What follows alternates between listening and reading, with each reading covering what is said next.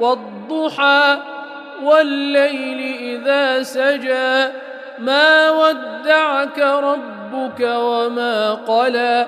وللآخرة خير لك من الأولى ولسوف يعطيك ربك فترضى ألم يجدك يتيما فآوى ووجدك ضالا فهدى ووجدك عائلا فأغنى فأما اليتيم فلا تقهر وأما السائل فلا تنهر